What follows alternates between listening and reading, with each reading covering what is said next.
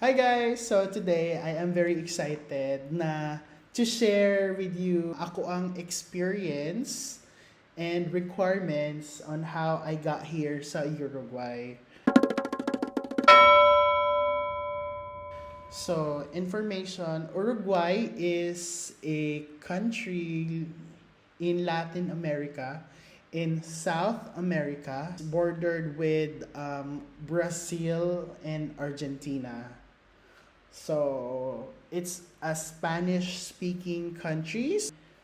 You have to have at least a knowledge of basic Spanish in order for you to communicate with people here sa Uruguay. Uruguayans or Uruguayo doesn't really, speak English, so they use Spanish. There are people who speak English here, but konti lang. So, it's best for you to have a basic knowledge, especially if you want to live here permanently sa Uruguay. Because you'll be needing it, especially when you go to the government offices, doing your groceries, sa hospitals, and everything that you need to do when you got here. So, not really. If you can do sign language like for eating, like you say like so yes, pwede na siya. But it's best to have at least a basic knowledge of Spanish. They will understand that you don't know how to speak Spanish, of course, but it's very useful if you have knowledge of Spanish. So, without further ado, unsa man gyud ang mga kinahanglan nato na dalhon diri sa Uruguay para makabalhin na ta diri if you'd like, of course. Number one, passport. Okay? Your passport, so it should be the 10-year valid na passport, which is the chip passport. Second would be your birth certificate na naka-apostille na sa TFA, because you're gonna be needing it later when you arrive in Uruguay, because you'd have to register it in the civil registry here in Uruguay. Third would be your NBI, very important, because they're gonna check if you have some sort of, criminal civil case background. I don't know, but in my NBI, I don't have anything or anything in my NBI, so it should be apostille as well. And your vac certificate, no need to apostillate. So your vac cert is enough if you have the prophylaxis vaccine card.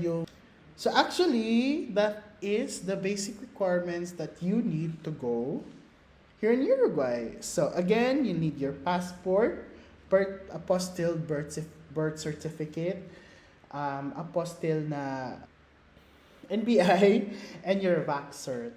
Okay, so if you have plans to go to school here, your school credentials. So it should be your high school transcript, your Form 137, your diploma, and then course description sa high school. And then if you're undergrad, of course your transcript and your course description.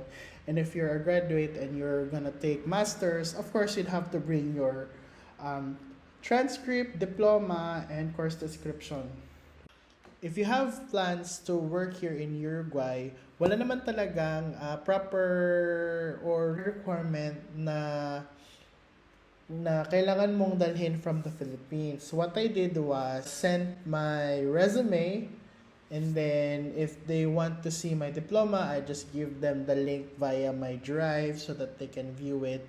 Other than that, you only need to prove that you have this experience via a technical interview. So they would ask you really, because they know what your job is and what you're applying for. So they're just gonna, do a psychology, Chervalo ek, mga ganon, whatever HR do, So, as for me, technical interview, some jargons from my work before. So, that's how I prove that I have the experience. So, yeah, that's it. So, okay, to wrap it all up, ang kailangan ng isang Filipino na dalhin from the Philippines are the following. Number one, your visa in Uruguay. Tapos, second, your passport. Third is your birth certificate na may apostille na.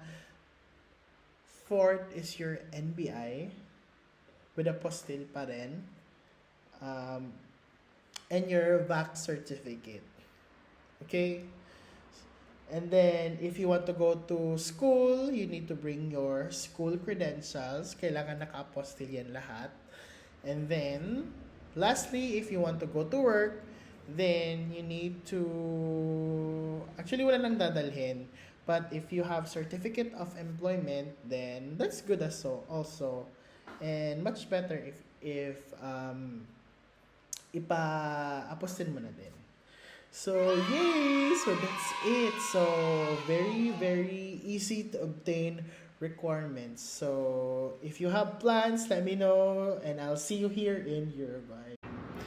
Hey everyone! I hope you enjoyed this video. If you did, please give it a thumbs up, and don't forget to subscribe to my YouTube channel for more videos like this. And if you have any burning questions, please leave any comment on the comment section below.